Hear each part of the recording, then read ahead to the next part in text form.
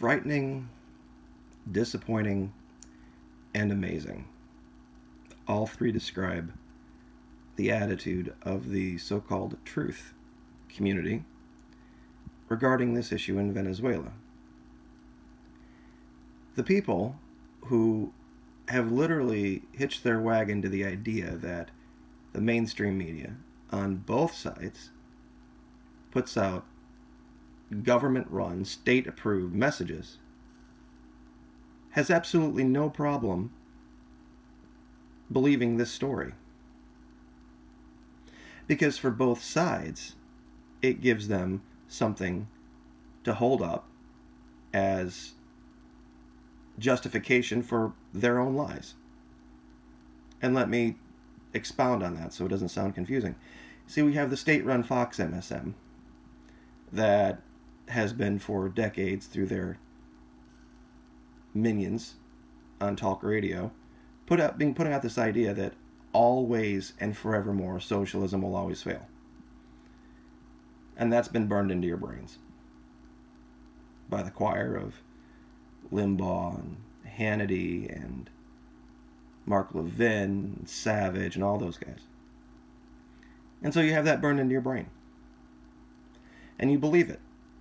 Even though Fox says it, you know they lie, you believe it. Now CNN, state-run CNN. Here they talk about, well, it's really the fault of corruption. And being one of the most corrupt organizations out there, along with the U.S. government, literally argues with itself. Somehow, when corruption and socialism meet, it always fails. Yet, we see all sorts of socialist countries that have succeeded, and we've seen corrupt countries that have failed. See, here's the big lie. And I've tried to put this out in a way that you can understand it, why Venezuela's in the situation it's in versus why that Colombia's not. This guy got the Nobel Peace Prize for the historic landmark deal with the Fuerzas Armadas Revolucionarias de Colombia, the FARC, F-A-R-C. Left-wing organization that organized itself to combat against the right-wing paramilitary death squads created by big U.S. corporate interest down there. See, back in the 50s and 60s, we sent down big corporations like Del Monte and Dole, but the problem was the people didn't like to see all of the resources of their country basically being stolen, and so they started attacking the workers, and so the U.S. had to form these right-wing paramilitary death squads to go around and enforce the policies of big corporate interests. So was born the FARC. The Fuerzas Armadas, they're basically what they call a left-wing organization, heavily slimed, of course, by the mainstream media in the U.S. They call them drug dealers and they call them everything else, but basically they were people trying to resist the forces of the United States in Colombia. Same thing with the ELN. And every time they've tried to sit down with the government of Colombia and negotiate some type of a settled peace and get the story out, they get arrested. You see, there were peace talks in Quito set up between the ELN and the government of Colombia, and as soon as the ELN guys show up, the U.S. DEA shows up and says, hey, we got these warrants that we've decided just to cook up, and we're going to now extradite you, and you never hear from these guys again. And that's why they abandoned the peace talks. You see, until this happens, you see, Colombia has a couple of these guys from the right-wing paramilitaries that have been put in jail. And this one was threatening to squeal and reveal all of the U.S. interests down there and how the U.S. financed all of these death squads. And so the U.S. extradited him to shut him up and bring him back here. So clearly, Colombia is one of these places that is heavily corrupt, heavily influenced by drugs and the drug trade. Yet, seemingly, we don't see their economy collapsing. Imagine that. running gun battles through most of the streets of most of the cities.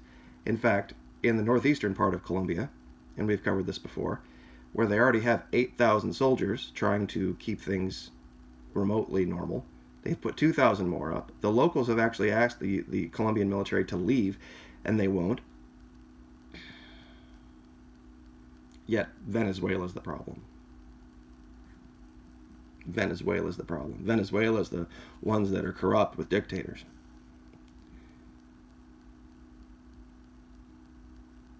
And anytime someone tries to report this,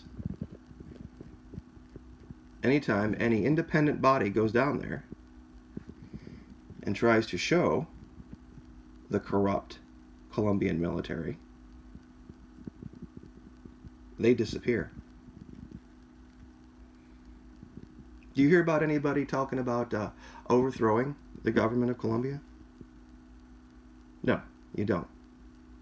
Because they allow the DEA in there, they allow the CIA in there, they allow the U.S. military bases in there to do things that their own government isn't allowed to do.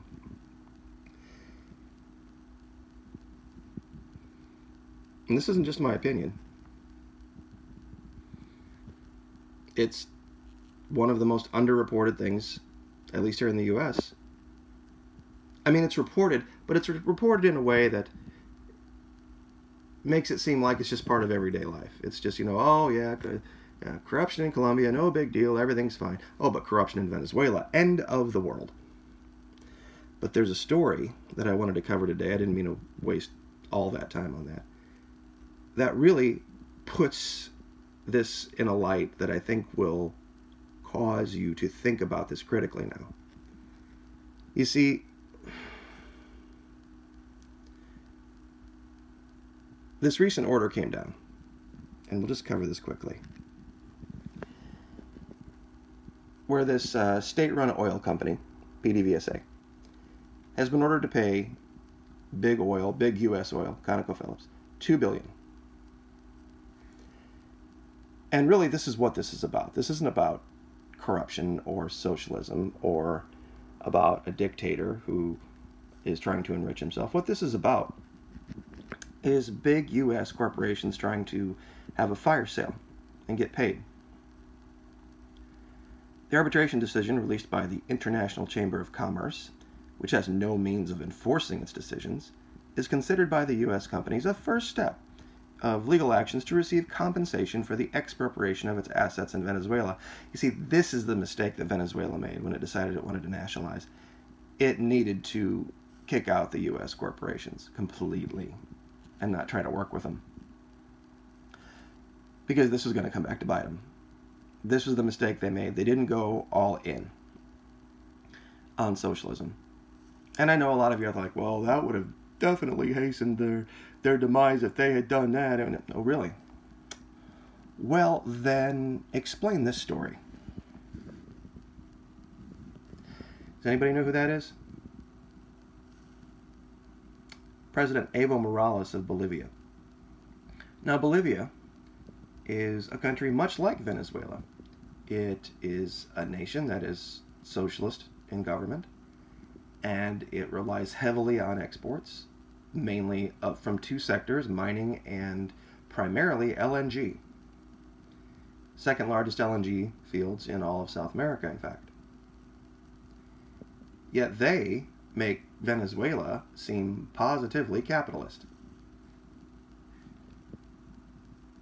Under this guy, though, they have seen unprecedented growth, unprecedented prosperity, and he is very popular, and their currency is very strong in regards to the dollar, and has been. You see, that's why they don't want you to know this. They don't want you to look in Bolivia. They don't want you to see this model succeeding. That's why you would literally have to dig this up to find it.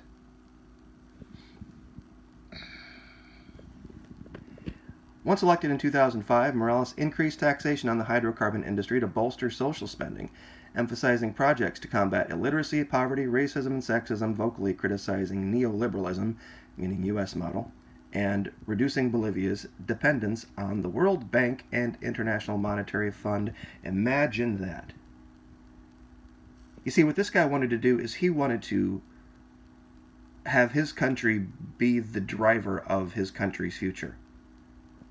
He wanted to have his people be the most important thing to the government, their well-being, and their national resources not be used to enrich one or two people or one or two big corporations.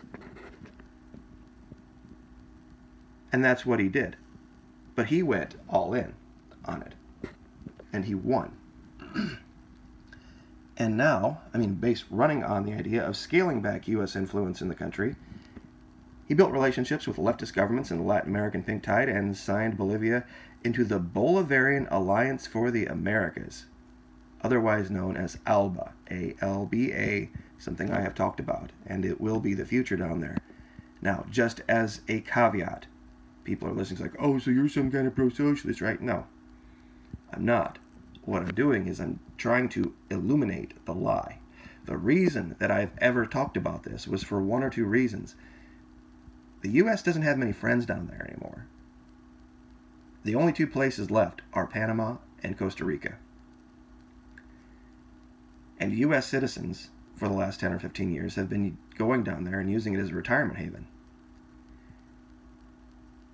There is this mistaken belief that the U.S. still has thousands and thousands and thousands of troops, and it's a U.S., basically client state. It's not.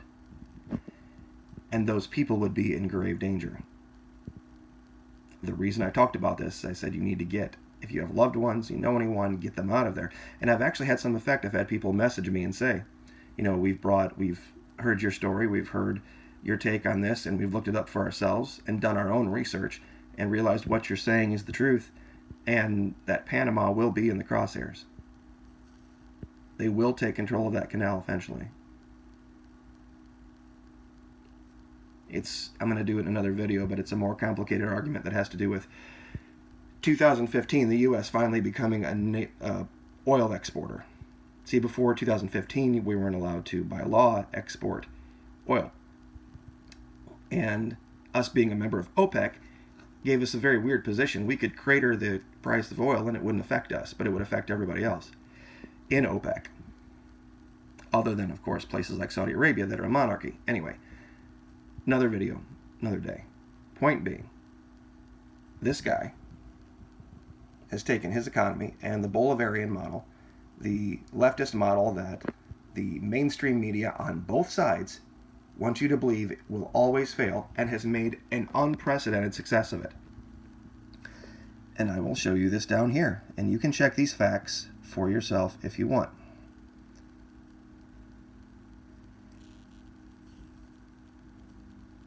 His presidency.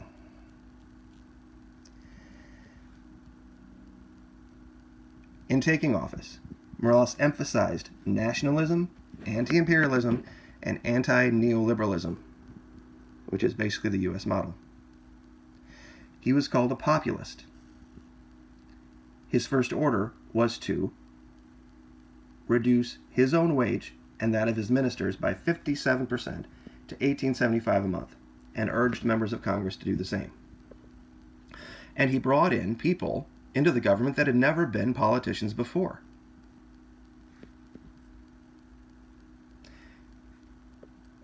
At Morales' election, Bolivia was South America's poorest nation. Their economy was based largely on the extraction of natural resources, just like Venezuela, with the nation having South America's second largest reserve of natural gas. He took control of the hydrocarbon industry, and he flipped the policy on profits of these companies to the state. They used to pay 18%, now they paid 82%. And there were companies that threatened to leave. But he called them. He called their bluff, and they stayed. Now, you'd think, oh my gosh, that would definitely destroy your economy, right? Well, guess what? He doubled down. He announced he was going to nationalize mining, electricity, telephones, and railroads. And... sorry, I lost my place there for a minute. I had to answer a message. February 2007, nationalized the Vinto Metallurgy plant. Now, Here was the effect. Under Morales, Bolivia experienced unprecedented economic strength, resulting in the increase in value of its currency, the Boliviano. His first year in office ended with no fiscal deficit, the first time that had happened in 30 years, while during the global financial crisis of 2007 and 8, it maintained some of the world's highest levels of economic growth. Such economic strength led to a nationwide boom in construction. And they took that and they basically, it says through here, put it into infrastructure.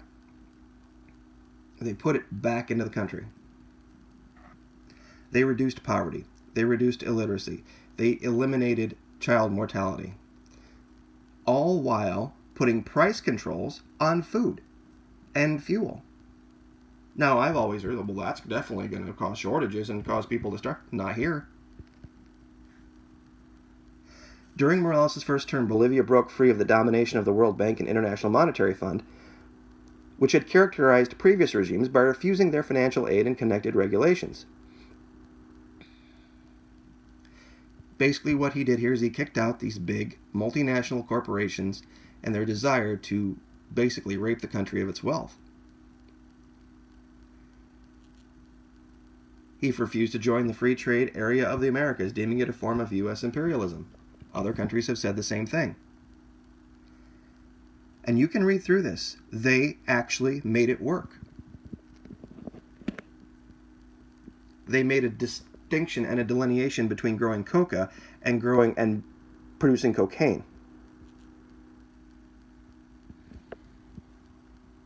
Policy known as coca yes, cocaine no. Basically controlling how much could be grown and where it could go.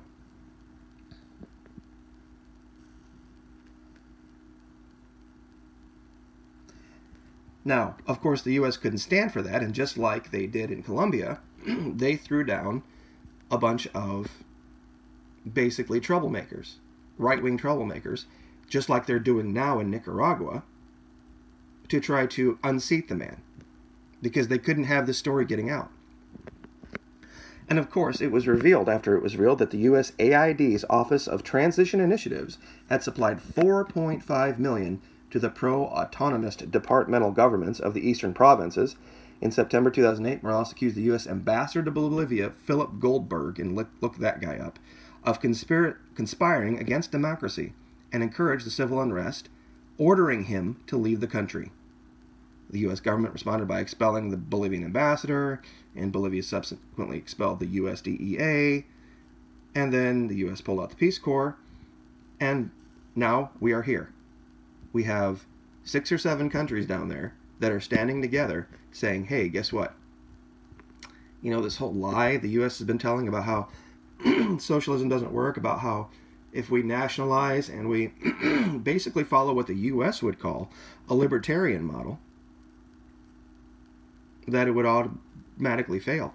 The problem with Venezuela was that they didn't kick out the multinational corporations.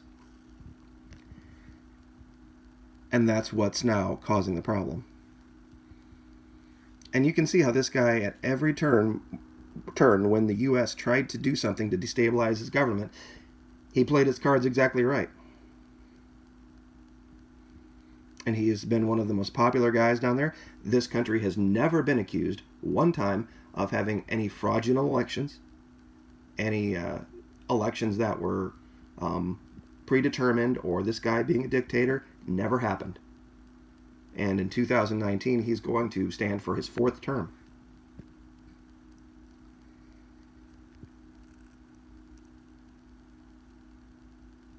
He banned GMOs.